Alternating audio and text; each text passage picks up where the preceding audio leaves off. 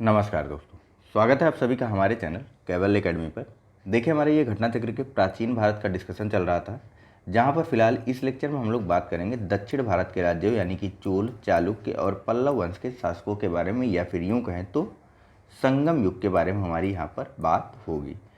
तो चलिए फटाफट से लेक्चर की शुरुआत कर लेते हैं। एक अन्य चीज़ है, मैंने सोचा था कि आज पूरा का पूरा प्राचीन भारत कंप्लीट कर दूंगा, लेकिन आप लोगों की तरफ से उस हिसाब से सपोर्ट नहीं मिल पा रहा है। लग रहा है आप लोग भी प्राचीन भारत पढ़ते पढ़ते थक चुके हैं।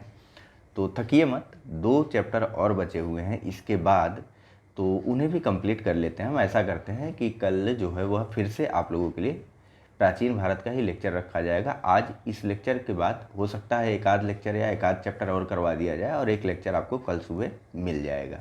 ठीक है, तो आराम से करते हैं, इतना तेज़ी में भी नहीं भागते हैं। ठीक, घबराइए मत। चलिए बात करते हैं क्वेश्चन नंबर 1 की, जहाँ पूछा जा रहा है कि 9वीं शताब्दी ईस्वी में निम्नलिखित में से किसके द्वारा चोल साम्राज्य की नींव डाली गई? ए कृष्ण प्रथम, बी राजराज चोल, सी विजयालय, या फिर डी परांतक। चलिए, इसका जो सही आंसर है वह है ऑप्शन नंबर सी, विजयालय के द्वारा जो है 9वीं शताब्दी के अंत तक जो है चोल साम्राज्य की नींव डाली गई। यहाँ देखिए, चोल साम्राज्य की स्थापना विजयालय ने की, जो कि आरंभ में पल्लवों का सामंती सरदार था। विजयालय ने 850 ईस्वी में तंजौर पर उस समय अपना अधिकार कर लिया, जब पल्लवों और पांडवों के मध्य निरंतर संघर्ष चल रहा था और पांड्य जो है वह अपनी निर्बल स्थिति में थे। ठीक, विजयालय के द्वारा तंजौर में दुर्गा देवी का एक मंदिर भी बनवाया गया। विजयालय लगातार 871 ईस्वी तक राजा बना रहा था। ठीक, चलिए नेक्स्ट प्रश्न देखते हैं। यहाँ पूछा जा रहा है कि निम्नलिखित में से किस मंदिर परिषद में एक भारी भरकम नंदी की मूर्ति है, जिसे भारत की विशालतम नंदी मूर्ति माना जाता है? ए बृहदीश्वर मंदिर, बी लिंगराज मंदिर, सी कंदरिया महादेव मंदिर, या फिर डी लेपाक्षी मंदिर। चलिए, इसका जो सही आंसर है वह है ऑप्शन नंबर ए, बृहदेश्वर मंदिर में एक एकाश्म पत्थर से बनी हुई भारत की विशालतम नंदी की मूर्ति है। देखिए, बृहदेश्वर मंदिर को एक अन्य नाम राजराजेश्वर के नाम से भी जाना जाता है। यह चोल स्थापत्य कला का प्रमुख या फिर महत्वपूर्ण उदाहरण है, और साथ ही साथ यह भारत में द्रविड़ शैली का बना हुआ एक सर्वोत्तम नमूना है। यानी कि जो बृहदेश्वर या राजराजेश्वर शैव मंदिर है वह चोल काल में बनाया गया था, और इसका निर्माण जो है राजराज प्रथम के द्वारा करवाया गया था, और साथ ही यह द्रविड़ शैली का मंदिर है। ठीक, इस मंदिर के प्रवेश द्वार पर दोनों ओर द्वारपालों की मूर्तियां भी बनी हुई है, जो कि सामान्यतः द्रविड़ शैली के मंदिरों की आप विशेषता पाएंगे। ठीक, द्रविड़ शैली के मंदिरों के बाहर द्वार पर या फिर प्रवेश द्वार पर द्वारपालों की मूर्तियां भी बनाई जाती हैं। ठीक है, मंदिर के ही बाहरी भाग में नंदी की एक एकाश्म पत्थर से विशाल मूर्ति बनी है, जिसे भारत की विशालतम नंदी की मूर्ति माना जाता है। नेक्स्ट, तंजौर का बृहदीश्वर मंदिर निर्मित हुआ था शासनकाल में चोल सम्राट ए परांतक प्रथम, अभी अभी हमने देखा राजराज प्रथम के शासनकाल में। ठीक, तंजौर के बृहदीश्वर मंदिर का निर्माण हुआ, और इसी कारण इसे राजराजेश्वर मंदिर के नाम से भी जाना जाता है। यह मंदिर द्रविड़ शैली का एक उत्कृष्टतम नमूना है। ठीक, और मंदिर के बाह्य भाग में नंदी की एक विशालतम मूर्ति भी स्थापित की गई, जो कि एकाश्म पत्थर से बनी हुई है। नेक्स्ट, चोल राज्य किस क्षेत्र में फैला था? ए विजयनगर में, बी मालाबार में, सी होयसल में, या फिर डी कोरोमंडल तट या और दक्कन के कुछ भाग। चलिए, इसका जो सही आंसर है वह है ऑप्शन नंबर डी, कोरोमंडल तट और दक्कन के कुछ भागों तक चोल साम्राज्य या फिर चोल राज्य जो है वह फैला हुआ था। यहाँ देखिए, कृष्णा तथा तुंगभद्रा नदियों से लेकर के कुमारी अंतरीप यानी कि कन्याकुमारी तक विस्तृत भूभाग प्राचीन काल में तमिल प्रदेश का निर्माण करता था। इसमें से भी कोरोमंडल तट तथा दक्कन के कुछ भाग जैसे उरैयूर, कावेरीपट्टनम और तंजावुर आदि, यह सभी चोलों के अधिकार क्षेत्र में आते थे। नेक्स्ट, चोलों की राजधानी थी ए कावेरीपत्तन, बी महाबलीपुरम, सी कांची, या फिर डी तंजौर। चलिए, इसका जो सही आंसर है वह है ऑप्शन नंबर डी, चोलों की राजधानी जो थी वह थी तंजौर। देखिए, आगे चल करके चोलों की राजधानी जो है राजेंद्र प्रथम के काल में गंगईकोंड चोलपुरम हो गई थी। ठीक है, दूसरी राजधानी मान के चलिए। ठीक, चोलों की जो राजधानी थी वह तंजौर थी। आगे चल करके चोलों की दूसरी राजधानी गंगईकोंड चोलपुरम बनी और इसके भी आगे चल करके संगम काल में चोलों की जो राजधानी थी वह उरैयूर बन गई थी। ठीक है, 3 राजधानियाँ थी चोलों की। प्रारंभिक राजधानी तो तंजौर थी, उसके बाद एक अन्य राजधानी गंगईकोंड चोलपुरम बनी और सबसे अंत में संगम काल में चोलों की राजधानी बनी उरैयूर। ठीक है। नेक्स्ट, निम्नलिखित में से कौन चोल प्रशासन की विशेषता थी? ए, साम्राज्य का मंडलम में विभाजन। बी, ग्राम प्रशासन की स्वायत्तता। सी, राज्य के मंत्रियों को समस्त अधिकार। डी, कर संग्रह प्रणाली का सस्ता व उचित होना। चलिए, इसका जो सही आंसर है वह है ऑप्शन नंबर बी। देखिए, चोल साम्राज्य की सर्वाधिक अच्छी विशेषता या सबसे श्रेष्ठ विशेषता थी वहाँ के ग्राम प्रशासन की स्वायत्तता। ठीक है, या फिर यूं कहें तो प्राचीन इतिहास में चोल साम्राज्य प्रसिद्ध ही इसलिए हुआ क्योंकि उसके ग्राम जो है वह स्वायत्त थे, या फिर यूं कहें तो वह पूर्णतया स्वतंत्र थे। स्वतंत्र तो नहीं कहा जा सकता ना, स्वायत्त ही कहा जा सकता है। आखिरकार थे तो चोल साम्राज्य के अंतर्गत ही। ठीक है, हालांकि इनको अपने बारे में निर्णय लेने की संपूर्ण स्वतंत्रता प्रदान की गई थी। देखिए, चोल शासन की सबसे उल्लेखनीय विशेषता वह असाधारण शक्ति या क्षमता है जो स्वायत्तशासी ग्रामीण संस्थाओं के संचालन में परिलक्षित होती है। ठीक है, इस काल में स्वायत्त शासन पूर्णतया ग्रामों में क्रियान्वित किया गया था। नेक्स्ट, चोल काल किसके लिए प्रसिद्ध था? तो चोल काल किसके लिए प्रसिद्ध था? चोल काल प्रसिद्ध था ग्राम पंचायतों के लिए। नेक्स्ट, चोल युग प्रसिद्ध था तो किसके लिए? तो चोल युग प्रसिद्ध था ग्रामीण सभाओं के लिए। ठीक है, गांव विभिन्न सभाओं के माध्यम से कार्य करते थे। किस दक्षिण भारतीय राज्य में उत्तम ग्राम प्रशासन था? तो चोल राज्य में जो है उत्तम ग्राम प्रशासन था, जो कि एक दक्षिण भारतीय राज्य था। नेक्स्ट, कुशल ग्रामीण प्रशासन के लिए प्रसिद्ध राजवंश था, तो यह था चोल राजवंश कुशल ग्रामीण प्रशासन के लिए प्रसिद्ध। नेक्स्ट, कौन सा मध्यकालीन भारतीय साम्राज्य व्यापक स्तर पर स्थानीय स्वशासन के लिए प्रसिद्ध था? तो स्थानीय स्वशासन के लिए प्रसिद्ध था चोल साम्राज्य। नेक्स्ट, चोलों के अधीन ग्राम प्रशासन के बहुत से ब्यौरे जिन शिलालेखों में हैं वे कहाँ हैं? ए, तंजावुर। बी, उरैयूर। सी, कांचीपुरम। या डी, उत्तर मेरूर। देखिए, चोलों के ग्राम प्रशासन के बारे में जानकारी हमको उत्तर मेरूर के अभिलेखों से मिलती है। ठीक है, या फिर उत्तर मेरूर के अभिलेखों से हमको चोलों के ग्राम प्रशासन से संबंधित जानकारी के बारे में विवरण प्राप्त होते हैं। चोलों के अधीन ग्राम प्रशासन में ग्राम सभा की कार्यकारिणी समितियों की कार्यप्रणाली का विस्तृत विवरण हमको उत्तर मेरूर से प्राप्त लेखों के माध्यम से प्राप्त होता है। प्रत्येक ग्राम में अपनी सभा होती थी जो प्रायः केंद्रीय नियंत्रण से मुक्त होकर के स्वतंत्र रूप से ग्राम प्रशासन का संचालन करती थी। चलिए नेक्स्ट करते हैं। यहाँ पूछा जा रहा है कि चोल शासकों के शासनकाल में निम्नलिखित में से कौन सा वरियम उद्यान प्रशासन का कार्य देखता था? ए, पूर्ण वरियम। बी, एरी वरियम। सी, टोट्ट वरियम। या फिर डी, संवत्सर वरियम। ध्यान रखिएगा इन चारों वरियमों को। ठीक है, यह वरियम कार्यकारिणी समितियां होती थी। ठीक, और यह विभिन्न नाम हैं इनके। फिलहाल इस प्रश्न का उत्तर जो सही है वह है सी, टोट्ट वरियम जो है वह चोल साम्राज्य में उद्यान यानी बागान के प्रशासन को देखता था। बाग बगीचों की रखवाली जो कार्यकारिणी समिति या वो जो वरियम करती थी उसको टोट्ट वरियम कहा जाता था। वहीं संवत्सर वरियम जो है वह वार्षिक समिति होती थी। तो एरी वरियम जो है वह तालाब समिति को बोला जाता था और पौन वरियम जो है वह स्वर्ण समिति को बोला जाता था। ठीक है, मैं फिर से बता दे रहा हूँ। चोलकालीन गांवों की गतिविधियों की देखरेख एक कार्यकारिणी समिति करती थी जिसे वरियम कहा जाता था। उद्यान प्रशासन का कार्य देखने वाली समिति को टोट्ट वरियम कहा जाता था, जबकि संवत्सर वरियम जो है वह वार्षिक समिति को कहा जाता था। एरी वरियम तालाब समिति को कहा जाता था और पौन वरियम जो है वह स्वर्ण समिति को कहा जाता था। नेक्स्ट, निम्न कथनों पर विचार कीजिए। पहला, चोलों ने पांड्य तथा चेर शासकों को पराजित कर प्रायद्वीपीय भारत पर प्रारंभिक मध्यकालीन समय में अपना प्रभुत्व स्थापित किया। दूसरा, चोलों ने दक्षिण पूर्वी एशिया के शैलेंद्र साम्राज्य के विरुद्ध सैन्य चढ़ाई की तथा कुछ क्षेत्रों को जीता। आपको बताना है कि उपयुक्त कथनों में से कौन सा कथन सही है। ऑप्शन है ए, केवल 1। बी, केवल 2। सी दोनों, एक और दो, या डी दोनों में से कोई नहीं।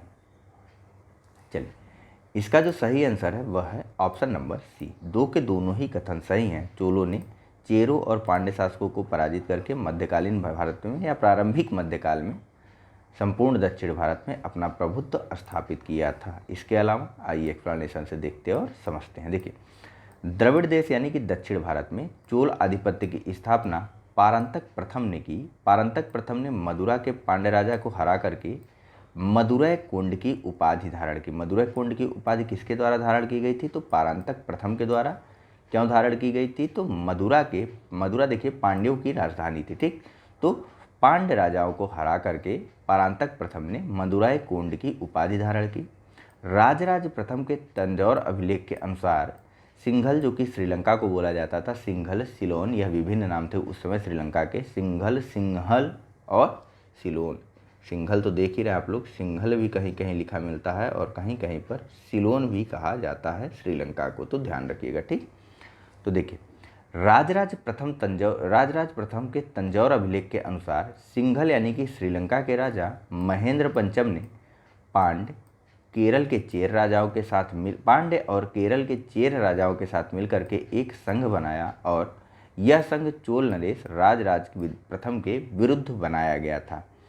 और इस संघ भेद को रोकने के लिए राजराज प्रथम ने सबसे पहले तो चेर राज्य केरल पर आक्रमण किया और कंडलूर के मैदान में चेर राज्य को परास्त कर दिया। आगे चल करके राजराज प्रथम एवं उसके पुत्र राजेंद्र प्रथम ने दक्षिण पूर्वी एशिया के शैलेंद्र साम्राज्य के विरुद्ध सैन्य चढ़ाई की और साथ ही साथ कुछ दक्षिण पूर्वी एशियाई क्षेत्रों को इनके द्वारा जीत लिया भी गया था। देखिए, राजराज प्रथम ने ही सबसे पहले सुसंगठित और शक्तिशाली नौसेना का गठन किया था चोल साम्राज्य में, ठीक है। अभी आगे प्रश्न आएगा। फिलहाल यहाँ देखिए कि चोल काल में निर्मित नटराज की कांस्य की प्रतिमाओं में देवाकृति प्रायः है ए अष्टभुज, बी षडभुज, सी चतुर्भुज या फिर डी द्विभुज। चलिए देखिए, नटराज की जो मूर्तियां हैं वह 4 भुजाओं वाली हैं, ठीक है। तो यानी कि चतुर्भुज आकृति है नटराज की मूर्तियों की। किसकी थी? तो यह कांस्य की मूर्तियाँ या धातु की मूर्तियाँ बनाई जाती थी। कौन सी धातु लगती थी? तो कांस्य की। देखिए, चोल कलाकारों ने तक्षण कला में भी सफलता पा ली थी।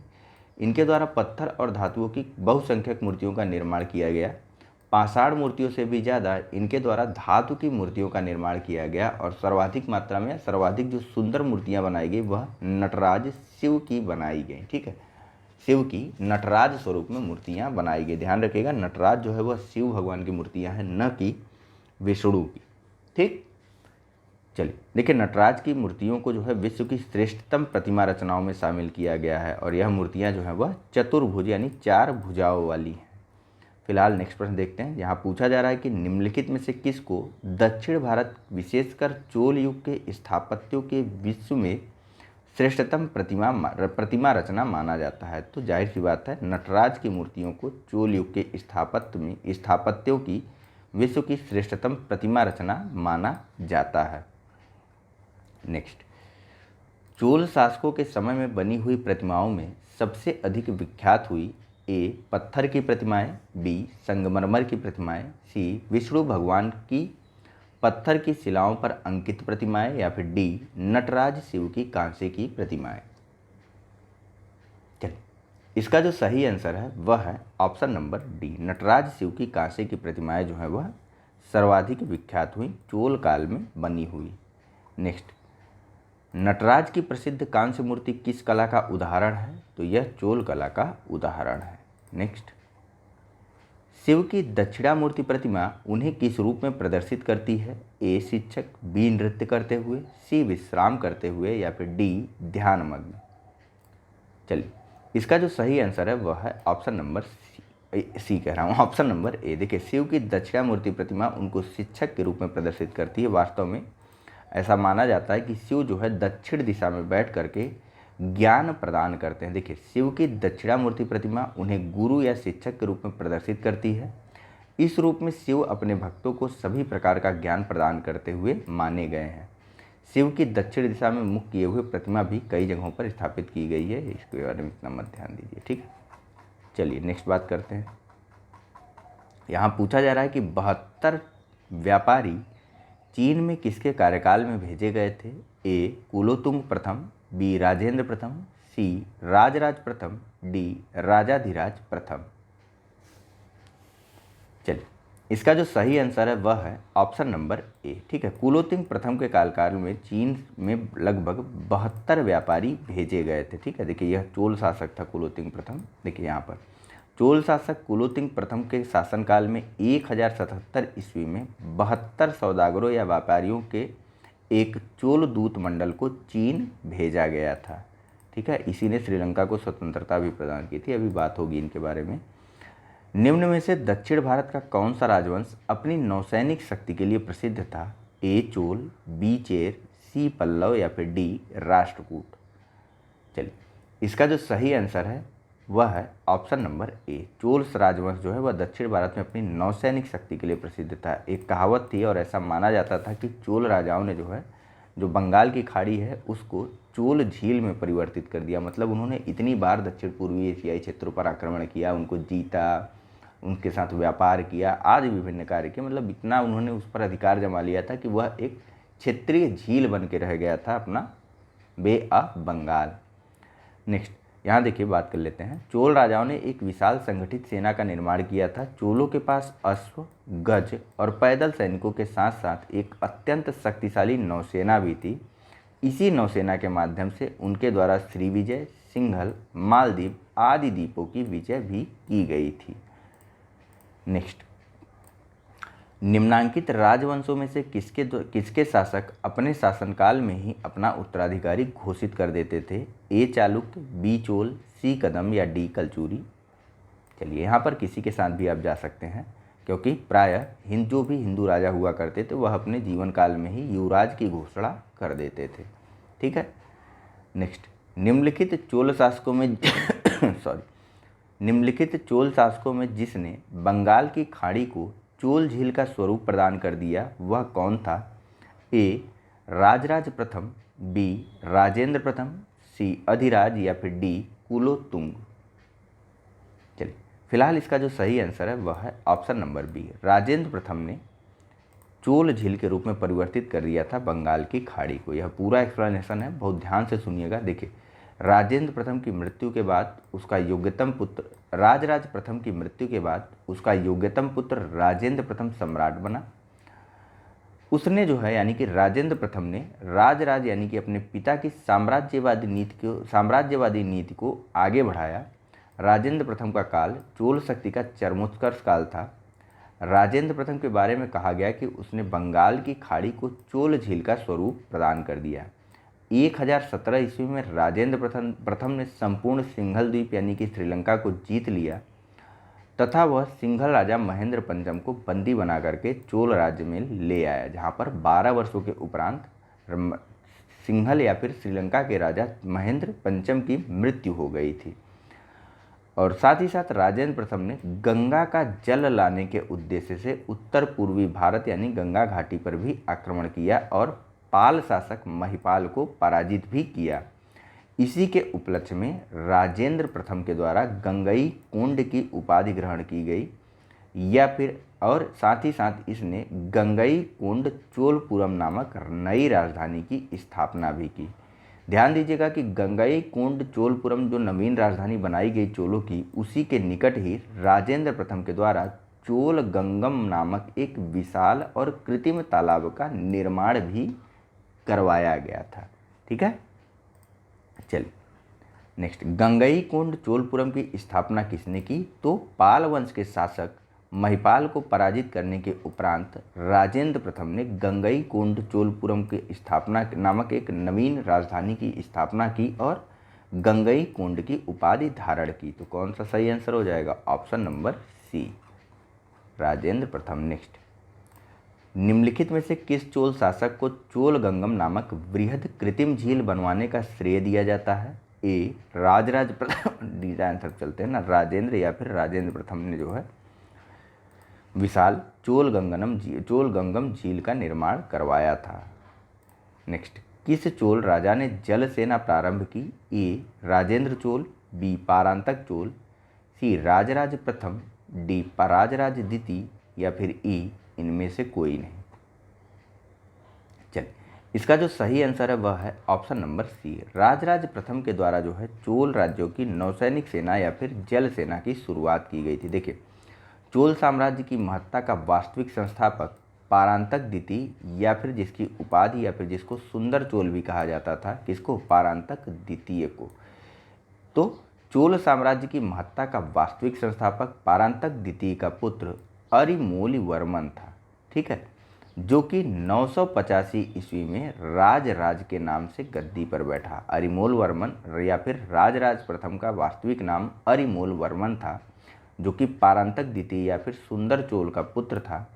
यह 985 ईस्वी में चोल साम्राज्य की गद्दी पर बैठ जाता है और यह एक कुशल विजेता होने के साथ साथ कुशल प्रशासक और महान निर्माता भी था। इसने राजराजेश्वर या फिर बृहदेश्वर मंदिर का निर्माण भी करवाया था, जो कि द्रविड़ शैली का एक उत्कृष्टतम नमूना भी है, ठीक है। तो देखिए, राजराज प्रथम ने एक स्थायी सेना तथा विशाल नौसेना का गठन किया और साथ ही साथ राजराज प्रथम के द्वारा जो है समस्त भूमि की नाप भी करवाई गई थी।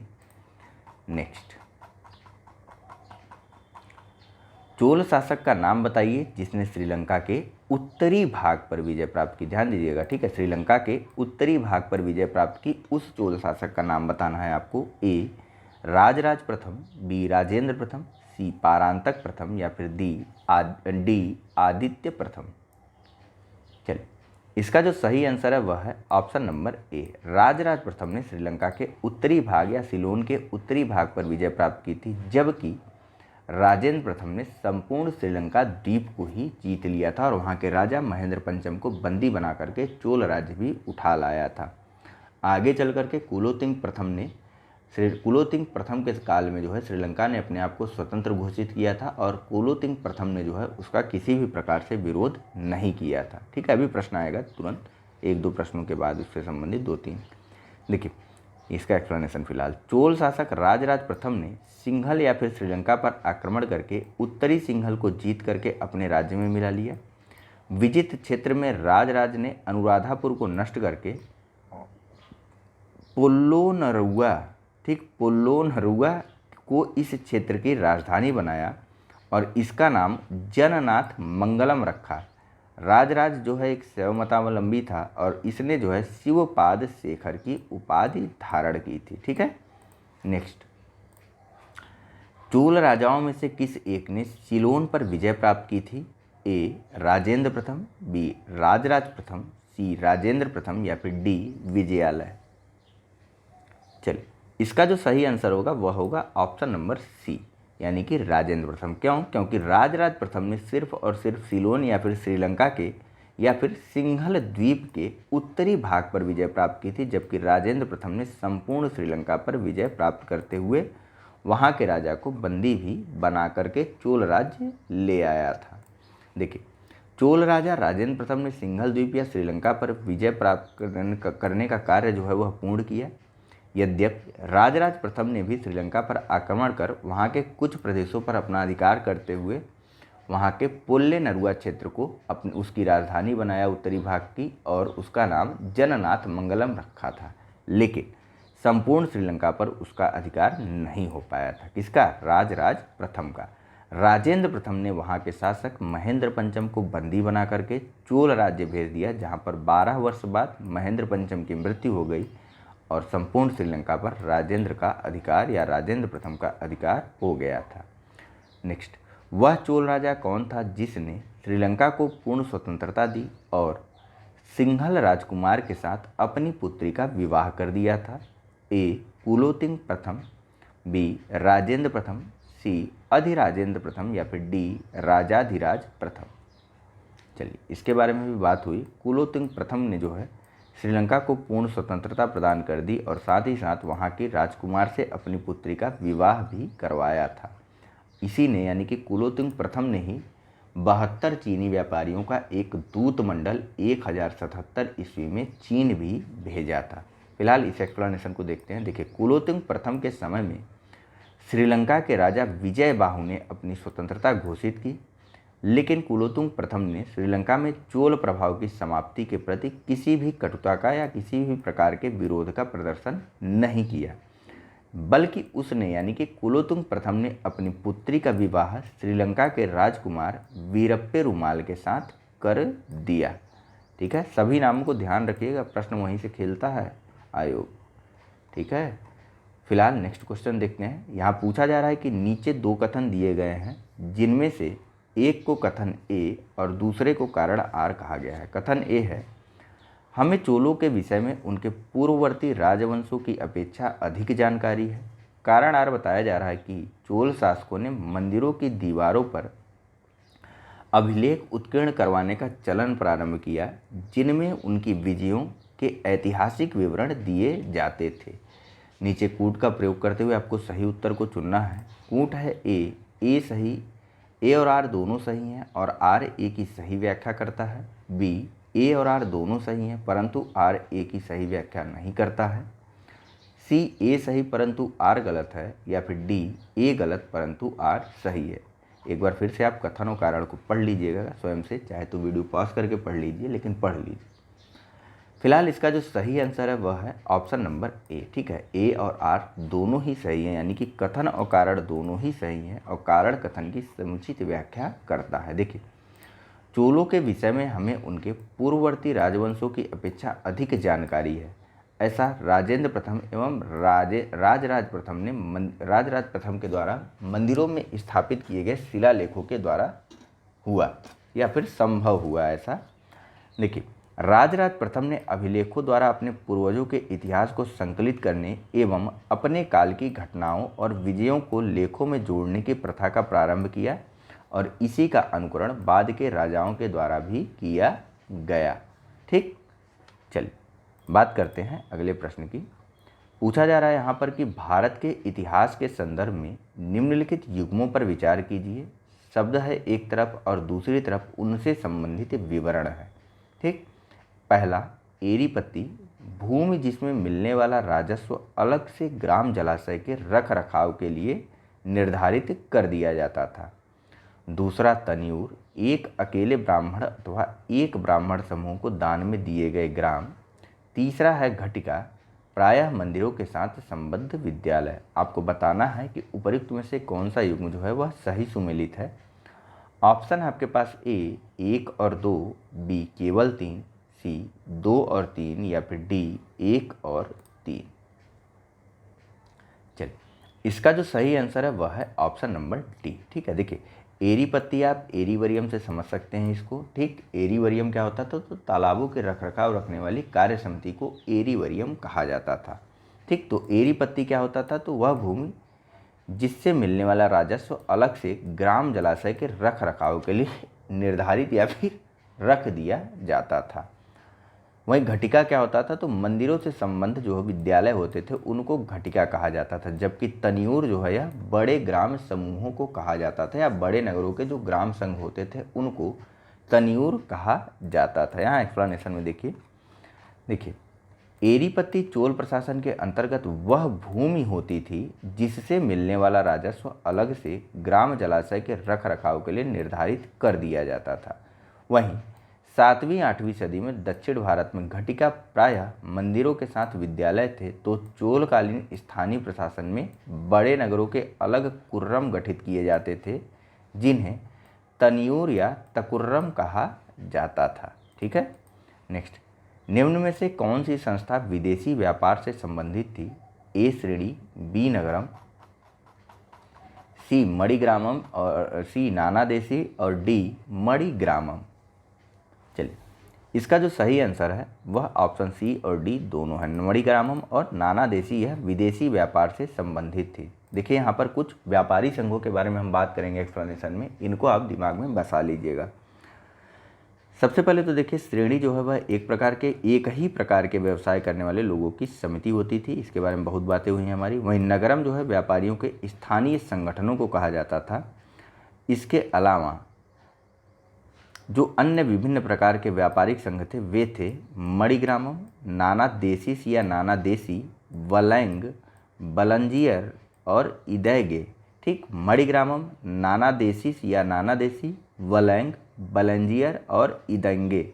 ठीक, यह विभिन्न प्रकार के व्यापारी संघ हुआ करते थे। अब मणिग्रामम और नाना देशी जो है यह दूसरे देशों के साथ भी व्यापार करने वाले संघ थे।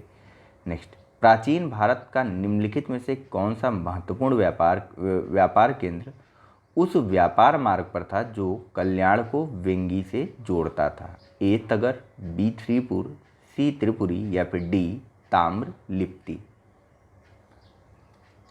चलिए, इसका जो सही आंसर है वह है ऑप्शन नंबर ए। तगर जो है वह प्राचीन भारत का महत्वपूर्ण व्यापारिक केंद्र था जो कि कल्याण और वेंगी के मध्य में स्थित था। ध्यान रखिएगा, ठीक है। तगर एक प्राचीन भारतीय महत्वपूर्ण व्यापारिक केंद्र था जो कि कल्याण और वेंगी के मध्य में था। नेक्स्ट, चालुक्य वंश का सबसे महान शासक कौन था? ए विक्रमादित्य, बी मंगलेश, सी पुलकेशिन द्वितीय या फिर डी पुलकेशिन प्रथम।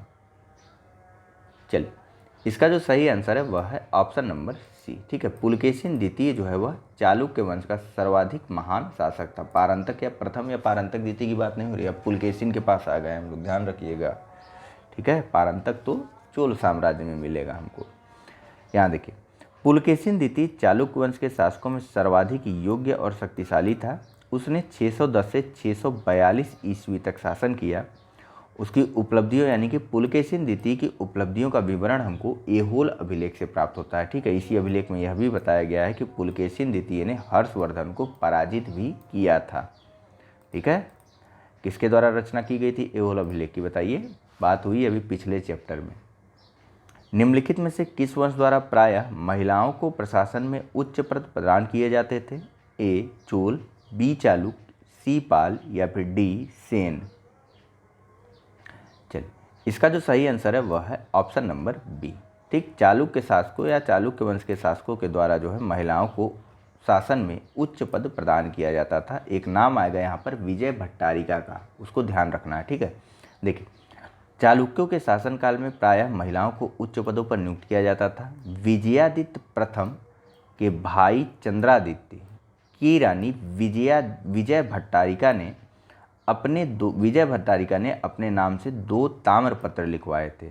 विजय भट्टारिका एक अच्छी कवयित्री भी थी और विजय भट्टारिका ने कुशलतापूर्वक शासन का संचालन भी किया था। ठीक है, अब देखिए, अब बीच की बात करते हैं। पहले विजय भट्टारिका के बारे में जानना महत्वपूर्ण था।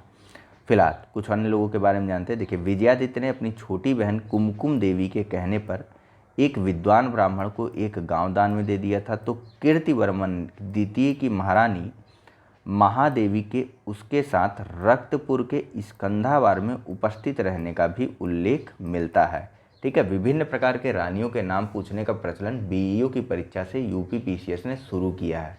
तो उनके नाम आपको अलग से कहीं नहीं मिलेंगे, यहीं से आपको उनके नाम मिलते हैं। जैसे विजय भट्टारिका के पति का नाम या फिर चंद्रादित्य की पत्नी का नाम क्या था? तो चंद्रादित्य की पत्नी का नाम विजय भट्टारिका था। तो कीर्तिवर्मन द्वितीय की महारानी का नाम क्या था? तो कीर्तिवर्मन द्वितीय की रानी का नाम महादेवी था, जो कि उसके साथ रक्तपुर के स्कंधावार में उपस्थित भी रही थी। वहीं विजय भट्टारिका ने अपने नाम से 2 ताम्रपत्र भी लिखवाए थे। फिलहाल अगला प्रश्न देखते हैं, जहां पूछा जा रहा है कि चालुक्यों की राजधानी कहाँ थी? ए वातापी, बी श्रावस्ती, सी कांची या फिर डी कन्नौज। चलिए, इसका जो सही आंसर है वह है ऑप्शन नंबर ए। ठीक है, वातापी को वर्तमान में बादामी के नाम से जाना जाता है। ठीक है, देखिए, बीजापुर कर्नाटक जिले का वातापी नामक प्राचीन नगर का आधुनिक नाम बादामी है। 6वीं-7वीं शताब्दी ईस्वी में यह यानी कि वातापी या बादामी जो है वह चालुक्यों की राजधानी थी। वातापी के चालुक्य राजवंश का वास्तविक जो संस्थापक था वह था पुलकेशिन प्रथम। ठीक है, पुलकेशिन द्वितीय सर्वाधिक प्रतापी शासक था, लेकिन जो वास्तविक संस्थापक था वह पुलकेशिन प्रथम था। नेक्स्ट, कवि कालिदास के नाम का उल्लेख किसमें हुआ है? ए इलाहाबाद स्तंभ लेख में, बी ऐहोल के उत्कीर्ण लेख में, सी अल्पादुदान लेख में या फिर डी हनुमन कोंडा उत्कीर्ण लेख में। चलिए, इसका जो सही आंसर है वह है ऑप्शन नंबर बी। ऐहोल अभिलेख या ऐहोल उत्कीर्ण लेख में कवि कालिदास का उल्लेख हुआ है। यह पुलकेशिन द्वितीय से संबंधित है। इसको ऐहोल प्रशस्ति लेख भी कहा जाता है। ठीक, देखिए ऐहोल प्रशस्ति बादामी के शासक पुलकेशिन द्वितीय के इतिहास को जानने का एक सशक्त माध्यम है। इस लेख यानी कि ऐहोल प्रशस्ति लेख की जो भाषा है वह संस्कृत है और इसकी लिपि जो है वह दक्षिण ब्राह्मी है।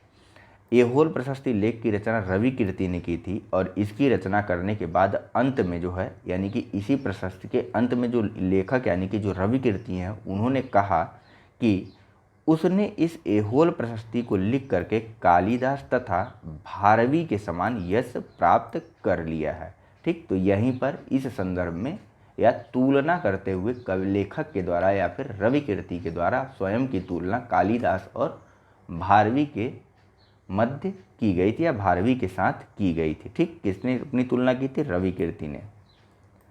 नेक्स्ट, संस्कृत के कवि और नाटककार कालिदास का उल्लेख हुआ है, तो सीधे आंसर पर चलें, पुलकेशिन द्वितीय के ऐहोल या फिर ऐहोल प्रशस्ति अभिलेख में, जिसकी रचना रवि कीर्ति ने की है और अपनी तुलना कालिदास और भारवी से की है उसने उस ऐहोल प्रशस्ति लेख के अंत में।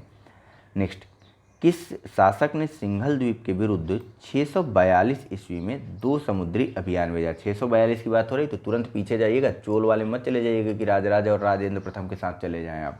ठीक है, तो बताइए किस शासक ने सिंघल द्वीप के विरुद्ध 642 ईस्वी में 2 समुद्री अभियान भेजा था? ए राजाराम, बी नरसिंह वर्मन प्रथम, सी कीर्तिवर्मन प्रथम या फिर डी जय सिंह प्रथम।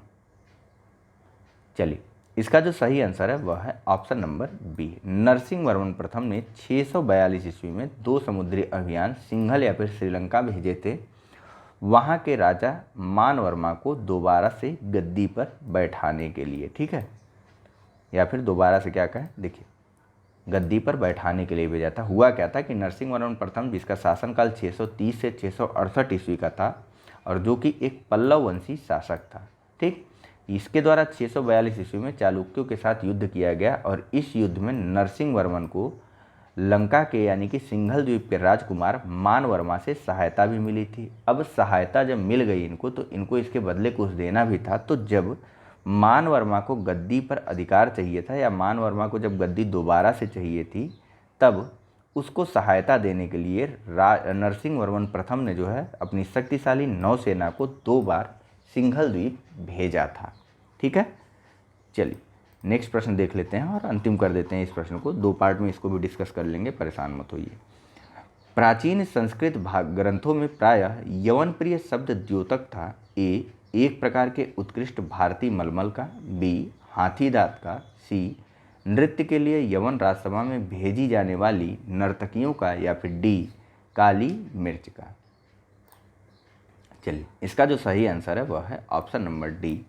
ठीक, यवन प्रिय या यवन प्रिया जो है वह काली मिर्च को बोला जाता था संस्कृत ग्रंथों में। हुआ क्या था, तो देखिए भारतीय काली मिर्च यूनानियों एवं रोमवासियों को बहुत प्रिय थी और इसीलिए प्राचीन संस्कृत ग्रंथों में इसको यवन प्रिय कहा गया था। इसकी जो है यूरोप और रोम में बहुत अधिक मांग भी थी काली मिर्च की। ठीक है, तो चलिए फिलहाल इस डिस्कशन में इतना ही है। अब से कुछ देर बाद आपको इसका अंतिम भाग मिल जाएगा। ठीक है, तो thank you very much for discussion. Channel को लाइक, सब्सक्राइब और शेयर करना मत भूलिएगा। चलिए, धन्यवाद।